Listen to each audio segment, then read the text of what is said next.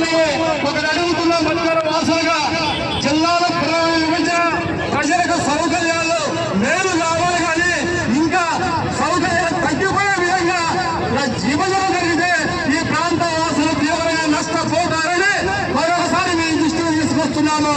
అందువలన మధ్య ప్రాంతాన్ని ఆనాడు మహానుభావుడు మహనీయుడు సంఘ సంస్కృత పోతుల వీరభద్రేంద్ర స్వామి బస్తీ అని ఆనాడు చెప్పాడు.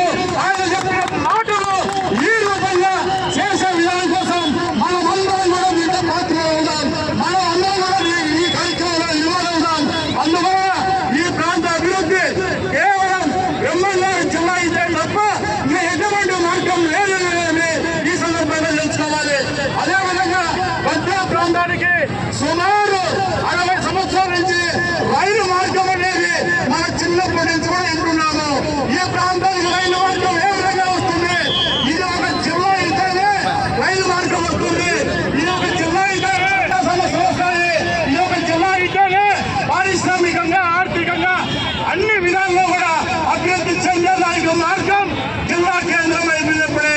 అందువల్ల మన ప్రాంతంలో ఉండేటువంటి అందరం కూడా ఈ అంశాన్ని ఎక్కువగా తీసుకెళ్లి